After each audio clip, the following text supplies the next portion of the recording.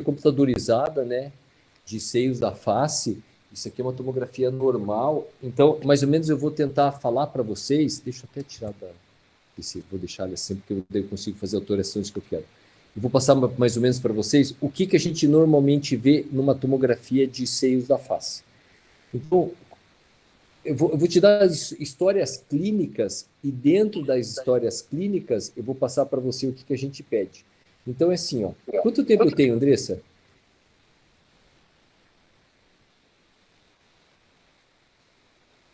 Alô? Oi, Andressa, quanto tempo eu Oi, tenho? Quanto pode ficar tempo eu tenho? tranquilo, o tempo que você achar necessário. Não, não, mas mais ou menos assim, A quanto nossa tempo? aula geralmente, num todo, demora 1h30, no máximo 2 horas. Tá. Então, eu falando assim, uns 20 minutos no máximo, assim, tá bom. Pode ser? Tá ótimo. Tá. Então, assim, ó, quando que a gente pede uma tomografia da face, né? Então, o que que a tomografia clinicamente ela me traz, normalmente, né? Então, assim, ó, o paciente ele chega para mim no meu consultório. Daí ele tem uma queixa de uma rinocinusite aguda. Então ele chegou hoje no meu consultório, ele tem uma queixa de dor na face. Então são três situações, Andrés, que eu só vou lembrar a vocês, de onde rinocinusite aguda viral, ela pode se tornar uma rinocinusite aguda bacteriana. Isso é importante a gente entender. Quando eu tenho dupla piora, né? Então, o que é isso? Eu tenho uma piora dos meus sintomas clínicos, uma infecção de via aérea superior. Depois, isso normalmente é um processo autolimitado que dura de 5 a 10 dias. Acontece que quando eu tive uma piora dos sintomas clínicos, daí meus sintomas clínicos começaram a melhorar e eles voltaram a piorar. Isso a gente chama de dupla piora. Quando a gente tem uma dupla piora, muito possivelmente uma rinocinusite aguda viral minha, ela está se tornando bacteriana. Esse é o primeiro ponto. O segundo ponto é quando eu tenho lateralização dos sintomas. O que é lateralização dos sintomas? É quando o paciente ele se queixa que ele está com dor só do lado esquerdo ou só do lado direito. Essa lateralização dos sintomas, ela é muito característica de que uma rinocinusite aguda viral, ela está se tornando uma rinocinusite aguda bacteriana. Ricardo, desliga o Oi? áudio para a gente. Está vazando o seu áudio. Só desliga o áudio um pouquinho. Ah, tá bom, peraí, desculpa. Daí assim, ó. E a outra situação é quando eu tenho mais de 10 dias de evolução. Então, quando eu tenho uma rinocinusite aguda viral, aonde eu persisto com os meus sintomas de descarga nasal, que é secreção mucopurulenta, ou dor em face, alguma coisa assim, que demora mais de 10 dias de evolução, eu estou desenvolvendo uma rinocinusite aguda bacteriana. E são nessas situações que o paciente chega no meu consultório e eu preciso fazer tratamento clínico para ele. Quando que eu peço a tomografia num quadro de rinocinusite aguda bacteriana? Não são em todos os quadros, porque o diagnóstico, como a gente já viu, o diagnóstico ele é clínico. Eu tiro pela história clínica do doente. Mas quando eu tenho suspeita de complicação.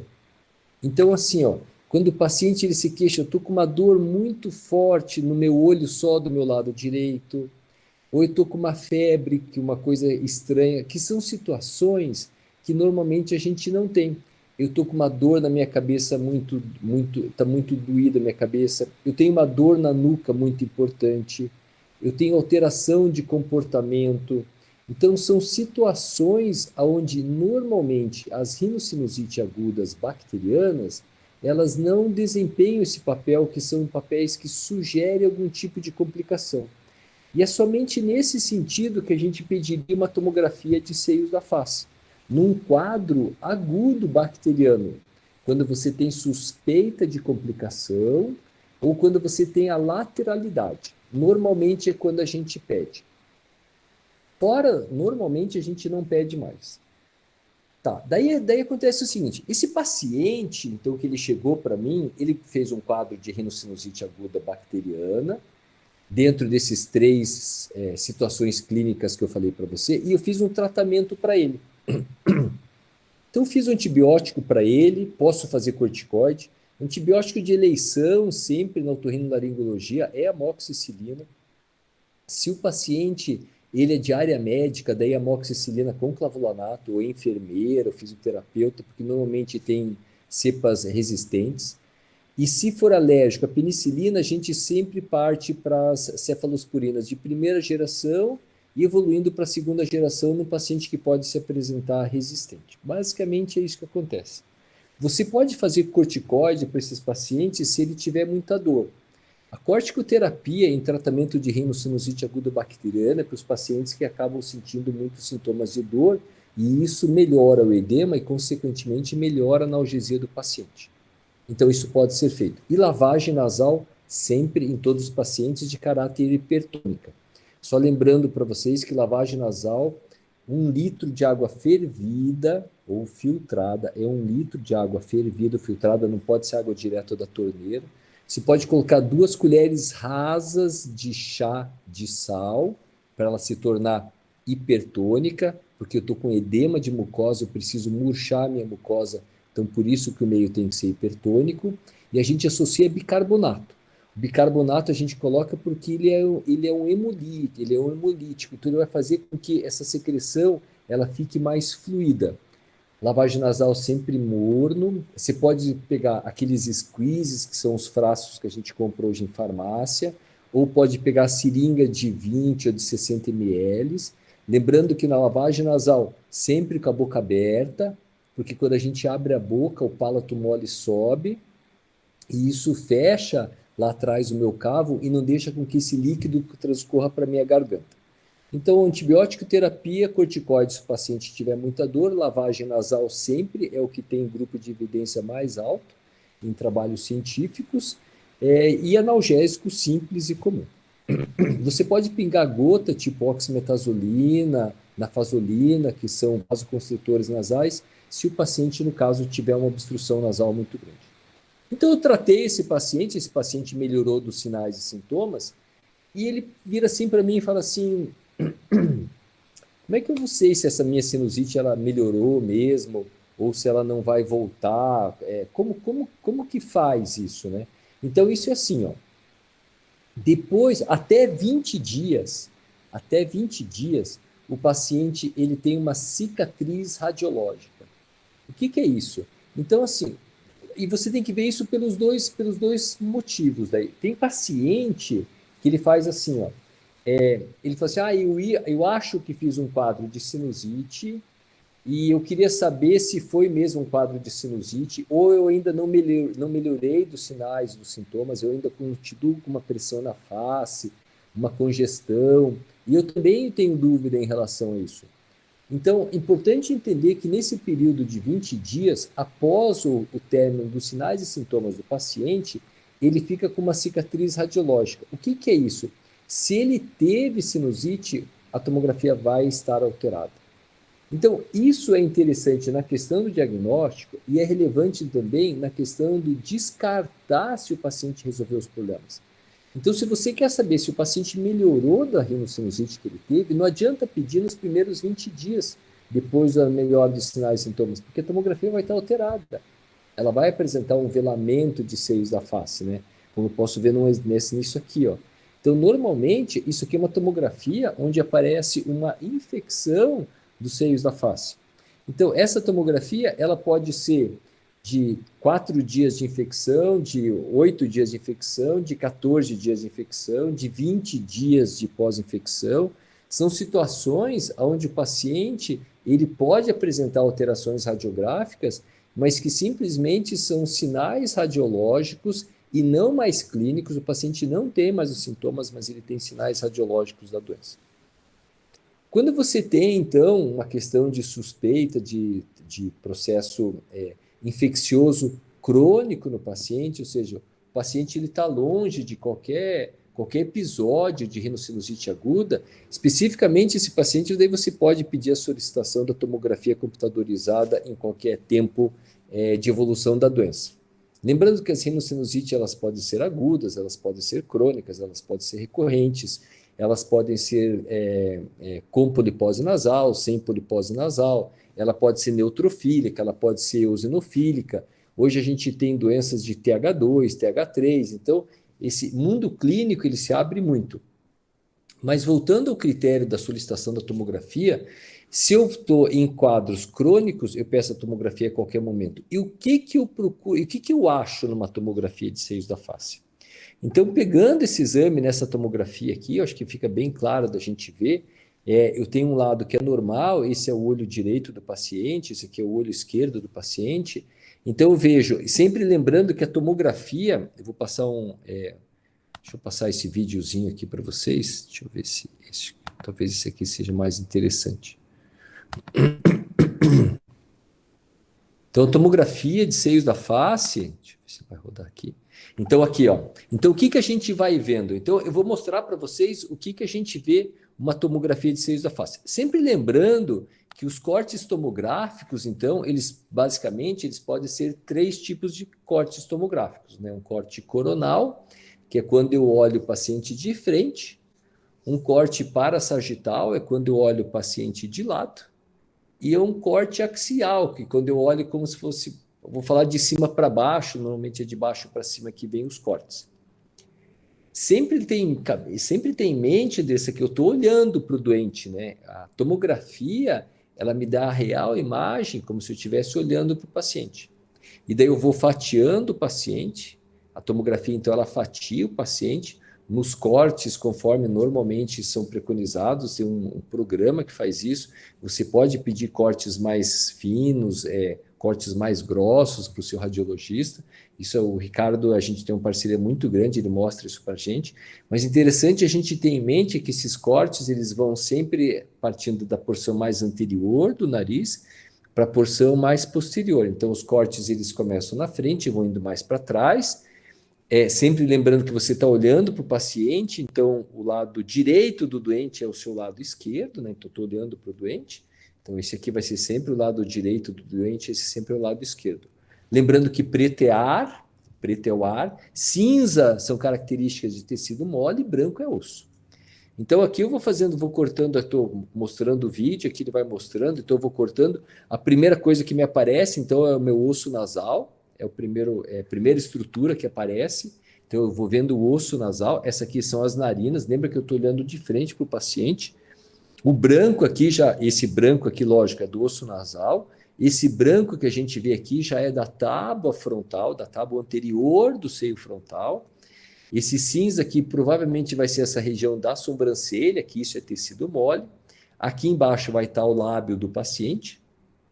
E aqui vai ter a órbita do lado direito e a órbita do lado esquerdo do paciente.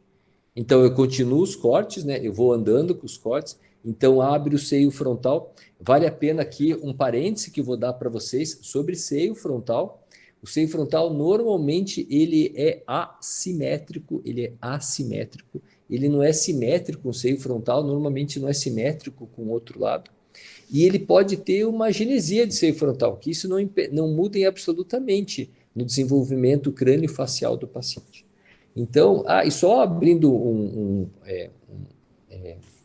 parênteses para explicando para vocês, para dizer por que Deus colocou o seio frontal na face da gente, é que a gente era quadrúpede, vivia em árvores, e acontece que a gente tinha que mudar de uma árvore para outra, a gente vivia em savanas africanas, e quando a gente descia, as savanas elas são matos de 1,20 m de altura, sempre tinha algum felino que acabava matando os macacos. Com o desenvolvimento da raça humana, a gente evoluindo até a raça humana, a gente teve que escolher a gente chegou numa bifurcação de desenvolvimento, ou a gente virava Neandertal, ou a gente virava Homo sapiens. O que aconteceu? Que o Neandertal tinha cabeça muito grande, o fato da cabeça muito grande, o cérebro era muito grande, ele consumia muita energia, e as crianças simplesmente elas acabavam falecendo no trabalho de parto. As mães tinham dificuldade de fazer o trabalho de parto. Foi por isso que o homem desenvolveu mais para o lado do Homo sapiens. O cérebro ficou melhor, mas a estrutura facial ela teve que ficar maior para dar suporte para o cérebro, mantendo toda uma harmonia facial. Para não ficar um osso muito pesado, o qual a gente virava, que a gente era quadrúpede, tinha que ficar bípede, para ficar a cabeça mais aerada, daí foram feitos então os seios da face. E daí, então, só mostrando para você, previamente aqui, que o seio frontal, então, ele pode ser assimétrico. Conforme eu vou fazendo os cortes, eu vou cada vez mais para dentro do paciente, agora já começa a abrir a minha órbita do meu lado direito, eu consigo ver aqui começo da órbita do lado direito, começo da órbita do lado esquerdo, o seio frontal todo preto, pretear, área normal, e o seio frontal direito, ele é separado do seio frontal esquerdo através de um septo interfrontal, que é uma região que ela parte normalmente da região medial do seio frontal ou da parte da cavidade nasal. Aqui eu vou vendo o osso nasal, o osso próprio nasal, que aqui já se torna o processo frontal ascendente da maxila. Então, esse é o olho direito, olho esquerdo. A próxima estrutura que vai abrir aqui para mim, provavelmente é o meu saco lacrimal, que faz parte do meu conjunto lacrimal. Então, eu vejo o septo na linha média, eu vejo o preto desse lado, é muito parecido com o preto desse lado, então quer dizer que eu não tenho um desvio de septo. Eu consigo ver, então, aqui a parte da maçã do rosto, e eu começo a ver os incisivos centrais, e na sequência eu vou ver os meus incisivos laterais. Essa região aqui é a final do meu seio frontal, já começa a abrir a minha base do crânio anterior. Veja que aqui eu vou fazendo uma transição, e agora vai abrir aqui o meu seio maxilar. Então, observe que essa tomografia, é uma tomografia que ela está levemente rodada, que a gente chama. Esse olho está um pouquinho mais para frente, esse olho está um pouquinho mais para trás, mas aqui eu já consigo ver uma outra cavidade, que esse aqui é o meu seio maxilar. Então, em cima dos meus olhos eu tinha o meu seio frontal, nessa visão coronal que eu estou vendo, e agora conforme eu vou entrando mais profundamente no paciente, eu vejo aqui o septo nasal. Observe que o septo nasal, essa parte aqui, ele é totalmente cinza, porque o septo ele tem um componente cartilaginoso e um componente ósseo. O componente ósseo é essa parte branca, que é a lâmina perpendicular do etimoide, que a gente vê. Pode ser a crista maxilar, que a gente vê aqui, e o osso do vômer, que é o osso um pouquinho mais posterior, que posteriormente ele vai se abrir, tipo uma quilha, e vai fazer o rosto do seio esfenoidal.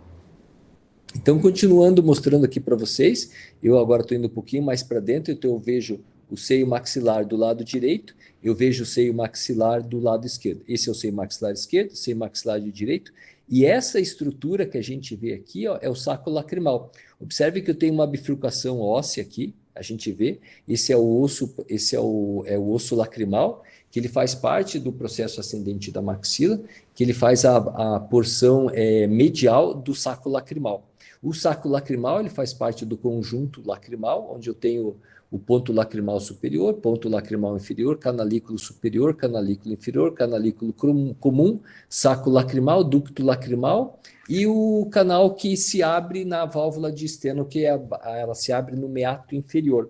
Por isso que quando a gente começa a chorar, a gente começa a fungar primeiro, porque todo esse sistema lacrimal ele vai despejando a lágrima no meato inferior. Então aqui eu vejo a crista maxilar, aqui eu vejo a lâmina perpendicular do etimoide, aqui eu vejo o final já do seio frontal, que já estou um pouquinho mais para posterior. Essa é a minha base do crânio anterior, a órbita direita, a órbita esquerda. Eu continuo andando nas minhas imagens, então eu vou cada vez mais para dentro do paciente. Então, agora eu já começo a ver então, a crista Galli, essa região que é a crista Galli. A crista Galli ela tem um posicionamento anatômico importante para a gente, porque ela divide a base do crânio, nesse assoalho da base do crânio, que fica no teto do etimoide, e paralelo à crista Galli, eu tenho o nervo olfatório. O nervo olfatório, que é o primeiro par craniano, o nervo olfatório que ele emite filetes olfatórios, e esses filetes olfatórios, eles caem dentro da cavidade nasal, passando pela placa cribiforme. Esses filetes olfatórios, eles ficam sustentados dentro da cavidade nasal por células ricas em ECA2. O SARS-CoV-2 é um vírus que ele entra dentro da cavidade nasal, e ele tem um tropismo pelas células de ECA2, onde ele se conecta através da proteína spike, e isso faz com que faça uma destruição dessas células de sustentação dos filetes olfatórios, e isso faz com que o paciente tenha perda do olfato, que é uma hiposmia ou uma anosmia. Andressa, se tiver alguma pergunta, você me interrompe de maneira verbal, porque eu não estou vendo a tela do Meeting. Eu tô vendo só a minha tela de apresentação. Então, qualquer coisa pode me interromper, fique super à vontade. Tá bom. Tá bem? Então, daí eu continuo vendo aqui as minhas imagens. Então, eu tenho aqui a fóvea etimoidal, elas podem ser assimétricas. Isso aqui é interessante para nós, que é uma classificação que a gente chama classificação de Keros. Classificação de Keros, ela vai dar uma altura do teto do etimoide. Isso é interessante para o paciente, para o cirurgião, para ele evitar durante a cirurgia causar um acidente, que é uma fístula licórica. Então, entre os olhos, entre a órbita direita e a órbita esquerda, eu tenho a cavidade nasal, e essa cavidade nasal eu tenho então as minhas células etimoidais, as células etimoidais, que ela é o labirinto etimoidal, elas se apresentam de maneira assimétrica também, e essa assimetria não tem problema. Deixa eu só abrir um parênteses outra vez sobre o seio maxilar. Você vê que você tem assimetria em seio frontal, não tem problema, seio etimoidal não tem problema, seio esfenoidal não tem problema, nenhuma dessas alterações dá deformidade crânio-facial.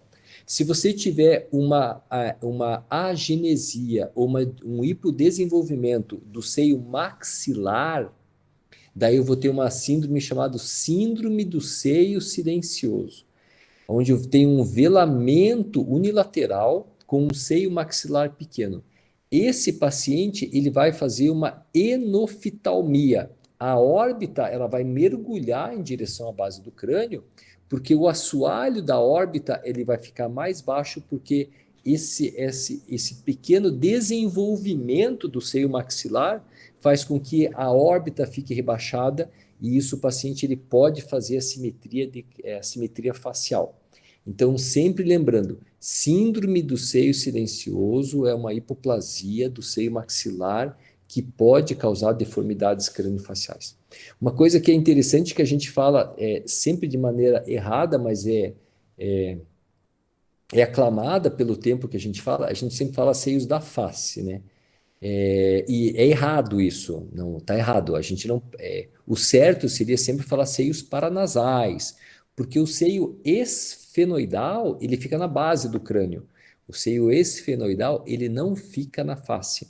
Então, por isso que sempre o certo quando a gente vai falar alguma coisa, você vê que mesmo aqui, ó, tomografia de seios da face, tudo a gente fala de seios da face, mas não, o certo seria falar de seios paranasais. Então, vamos continuando, terminando essa parte da anatomia. Então, eu continuo andando. Então, dentro da cavidade nasal, eu vejo a concha nasal inferior, né? Do lado direito, do lado esquerdo, as conchas nasais médias, o septo nasal. Esse paciente tem um pequeno desvio de septo aqui para o lado esquerdo, mas eu continuo vendo todos os seios da face, todos pretos, preto é área normal, né? Então, continuando vendo a imagem aqui dessa tomografia desse paciente, eu vou cada vez mais para dentro do paciente. O osso que divide a periórbita do seio etimoidal é a lâmina papirácea. Qual que é a importância da gente entender que o osso que divide a órbita do seio etimoidal é um osso muito fino? Qual que é a importância de a gente entender isso? Porque muitas vezes a gente pode ter velamento do seio etimoidal, como na tomografia que eu mostrei anteriormente, que eu já vou mostrar ela de volta para você. Quando eu tenho um velamento das células etimoidais, e numa tomografia computadorizada, esse velamento ele simplesmente diz que alguma coisa está presente dentro do seio etimoidal, mas eu não sei se isso é catarro ou se isso é um tumor. Eu não sei. Porém, se isso for catarro, normalmente eu não tenho um abaulamento, ou se isso for mesmo que seja uma lesão, uma tumoração benigna, eu não tenho um abaulamento da minha lâmina papirácea. Quando eu tenho um gradiente, um tumor que cresce com gradiente de pressão positiva, ou seja, que ele tem capacidade de expansão, por ser uma lâmina papirácea, uma lâmina muito fina, eu acabo fazendo invasão de órbita. Então é importante a gente ter isso em mente, que quando eu vejo as minhas células etimoidais veladas, se eu não tenho um arqueamento, se eu não tenho um abaulamento em direção da minha órbita, muito possível essa é uma lesão que não é expansiva de gradiente de pressão positivo, como um tumor. Tumor de células etimoidais, tumor em região de células etimoidais, tanto pode ser um papiloma invertido, que ele pode virar um carcinoma espinocelular, que o papiloma invertido ele tem poder de malignização, ou pode ser, por exemplo, um estésioneuroblastoma, que é um tumor de teto do etimoide, que também pode fazer uma compressão dessa lâmina papirácea com o abaulamento dela. Então é importante a gente ter essa ideia de lâmina papirácea.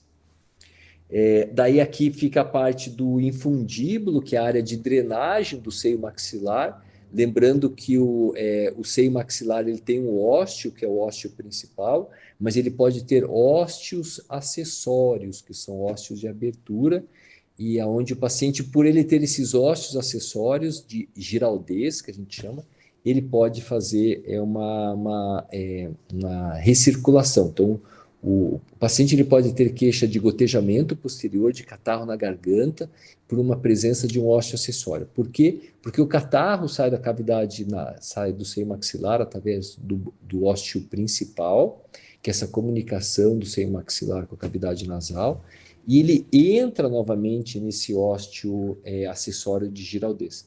Então esse catarro ele fica recirculando, conforme ele se recircula, ele vai ganhando espessura, até o momento que ele goteja posteriormente e o paciente sente um catarro escorrendo lá atrás.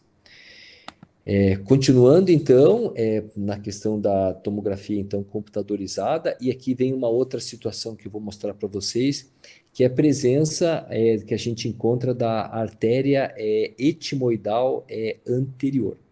Então, sempre lembrando que a artéria etimoidal anterior é uma das grandes artérias que a gente tem, aqui a gente vai continuando vendo, então, as células etimoidais. A artéria, deixa eu só voltar um pouquinho aqui, que aqui nessa tomografia ela não apareceu direito, mas eu vou mostrar onde ela fica mais ou menos. Ela fica nessa região. Só para lembrar para vocês. Então, a gente tem 3 grandes artérias que a gente nunca pode esquecer na cavidade nasal. São as 3 principais, existem outras, mas a gente não pode vacilar em lembrar dessas 3, que é a artéria esfenopalatina, a artéria etimoidal anterior e a artéria etimoidal posterior.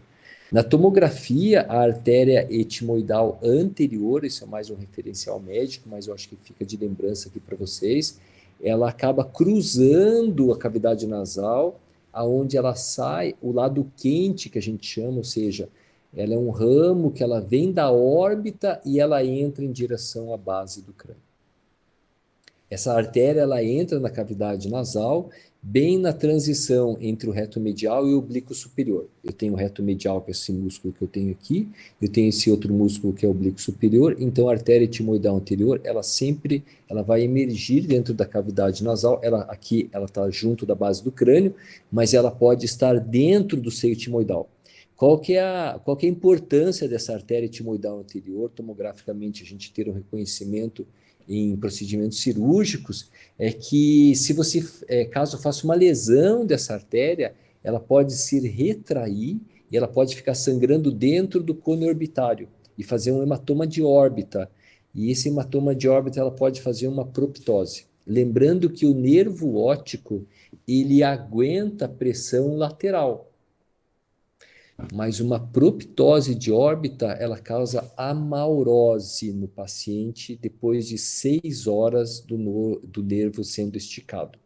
Então, olha a importância disso. Então, é muito importante vocês terem isso em mente. O cirurgião tem que saber daí fazer uma descompressão de órbita, porque um hematoma intracoanal no globo ocular, na cavidade orbitária, isso pode fazer uma protusão da órbita e o nervo óptico ele não aguenta ser esticado. Se você estica ele durante 6 horas, você vai causar uma amaurose no paciente. O paciente fica cego, ele vai perder a visão. Então essa é a grande importância da gente sempre ter o referencial anatômico da artéria etimoidal anterior. Caminhando então aqui mais posteriormente, agora eu já consigo ver o corneto superior. Então eu tenho uma concha média, concha inferior, e daí eu tenho aqui o meu corneto superior, E esse espaço entre o meu corneto superior, que fica aqui, e meu septo nasal, a gente chama de goteira olfatória, e a goteira olfatória é onde fica os filetes olfatórios do nervo olfatório, ok? Então, aqui eu vou vendo, então, a base do crânio do paciente, então o nervo olfatório, ele fica aqui nessa região. Opa! Desculpa, passei errado aqui, deixa eu só voltar aqui. Perdão. Então, caminhando aqui posteriormente, então eu já vejo, então, agora... Opa, deixa eu só voltar um pouquinho, que está um pouquinho aqui. Aqui. Então, eu vejo aqui o corneto superior, essa região da goteira olfatória. Aqui são as células etimoidais posteriores, que vão começar a abrir aqui para mim, na minha imagem. Então, eu vou caminhando cada vez mais posteriormente. Vale a pena citar, eu só vou citar para vocês, que a gente tem células etimoidais anteriores e células etimoidais posteriores, isso já fica um pouco mais complexo. E quem divide as células etimoidais anteriores das células etimoidais posteriores é a inserção do corneto médio na órbita, que a gente vai chamar da segunda lamela. Então, a primeira lamela é o processo unciforme, que o processo unciforme ele protege o ósseo do seio maxilar, que a gente falou. Daí eu tenho a segunda lamela, que é a bula etimoidal, e daí eu tenho a terceira lamela, que é a inserção do corneto médio na parede lateral. A inserção do corneto médio na parede lateral é o que acaba dividindo as minhas células etimoidais anteriores das minhas células etimoidais posteriores. Mas isso